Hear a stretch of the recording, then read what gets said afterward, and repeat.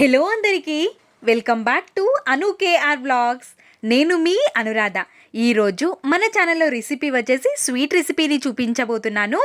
ఇది చాలా టేస్టీగా ఉంటుంది. స్వీట్ తినాలి అనిపించినప్పుడు కానీ ప్రసాదంగా కూడా ఈ రెసిపీని ప్రిపేర్ చేసుకోవచ్చు. ఇంకా ఎలా చేయాలో ప్రాసెస్లోకి వెళ్ళిపోదాం. ముందుగా ఒక కుక్కర్ గిన్నెని తీసుకొని అందులోకి 1 కప్పు వరకు శనగపప్పుని యాడ్ చేసుకోవాలి. శనగపప్పుని 2 సార్లు నీట్గా వాష్ చేసుకొని 1 కప్పు శనగపప్పుకి 2 కప్పుల వరకు వాటర్ని యాడ్ చేసుకోవాలి. టైం ఉంటే మీకు ఒక హాఫ్ అన్ అవర్ వరకు శనగపప్పుని నానబెట్టుకొని కూడా తీసుకోవచ్చు. నేను డైరెక్ట్గానే చేస్తున్నాను.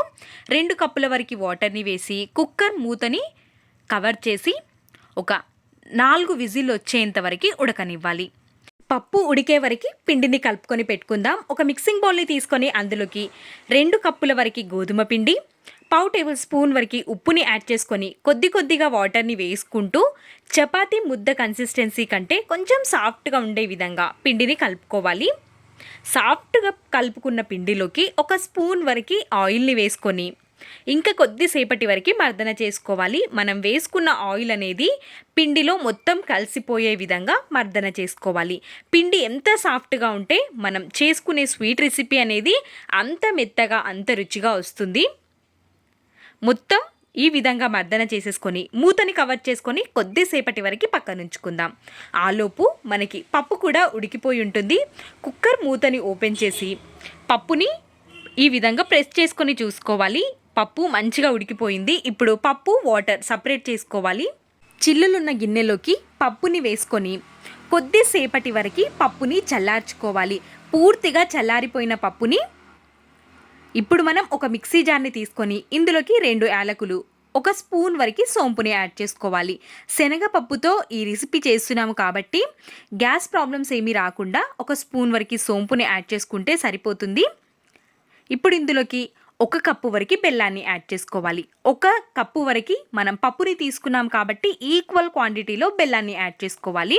మీరు ఈ ప్లేస్లో చక్కెరని కూడా తీసుకోవచ్చు. పప్పుని కూడా వేసి మెత్తగా మిక్సీ పట్టుకోవాలి. చూస్తున్నారు కదా ఎంత సాఫ్ట్గా అయిపోయిందో పప్పు కూడా. అక్కడక్కడ పప్పు కనిపించినా ఏం ప్రాబ్లం ఉండదు. ఇప్పుడు మొత్తం ఈ విధంగా ఒక లడ్డూ సైజ్ లాగా చేసేసుకొని పక్కనుంచుకోవాలి. ఇప్పుడు మనం కలిపి పెట్టుకున్న పిండి అనేది ఇంకా కొంచెం సాఫ్ట్గా అయి ఉంటుంది. ఇంకొద్దిసేపటి వరకు చేతికి ఆయిల్ని అప్లై చేసుకొని ఒక 2 నిమిషాల పాటైనా మర్దన చేసుకోవాలి. ఆ తర్వాత చపాతీ సైజ్ అంతా పిండిని తీసేసుకొని పొడి పిండి సహాయంతో చిన్నగా చపాతీలాగా చేసుకోవాలి. ఎక్కువ టైం పట్టదు, చాలా తొందరగా అయిపోతుంది ఈ రెసిపీ. తప్పకుండా ట్రై చేయండి. స్వీట్ తినాలి అనిపించినప్పుడు మీ దగ్గర ఉన్న కలుపుకున్న చపాతీ పిండితో కూడా ఈ స్వీట్ రెసిపీని ప్రిపేర్ చేసుకోవచ్చు. ఈ విధంగా వీలైనంత సన్నగా చపాతీలాగా చేసేసుకొని మనం చేసుకున్న స్టఫింగ్ని పప్పు ముద్దని పెట్టేసి ఫోల్డ్ చేసి మీకు కావాలనుకున్న షేప్లో వీటిని చేసుకోవచ్చు. నేనైతే ఈ విధంగా నా దగ్గర గర్జలు చేసేది స్పూన్ ఉంటే దాంతో కట్ చేసుకున్నాను.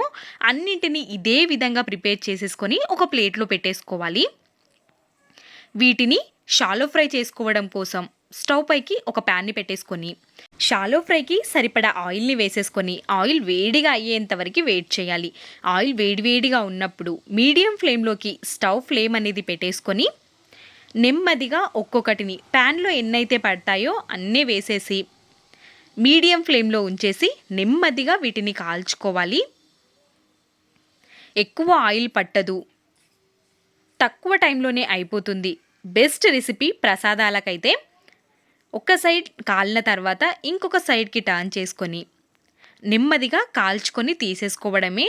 ఎంత చల్లారినా కానీ టేస్ట్ మాత్రం చాలా చాలా బాగుంటుంది ఈ రెసిపీది. తప్పకుండా ఈ రెసిపీని ఒక్కసారి మీరు కూడా ట్రై చేయండి. మీకు ఎలా కుదిరాయో మీ వాల్యుబుల్ ఫీడ్బ్యాక్ని కమెంట్ సెక్షన్లో తెలియచేయండి. నా ఛానల్ని ఇంకా ఎవరైనా సబ్స్క్రైబ్ చేసుకొని వాళ్ళుంటే సబ్స్క్రైబ్ చేసుకోండి. అన్నింటినీ ఇదే విధంగా కాల్చుకొని తీసుకోవాలి. తక్కువ ఆయిల్లోనే మంచి రెసిపీ అని చెప్పొచ్చు ఇది. ఇలాంటి మరెన్నో రెసిపీస్ మన ఛానల్లో ఉన్నాయి. కావాలి అనుకున్న వాళ్ళు అను కేఆర్ వ్లాగ్స్ ఛానల్కి వెళ్ళి చూసేయచ్చు. డిస్క్రిప్షన్లో కూడా లింక్స్ ఇస్తాను, చూసేయండి.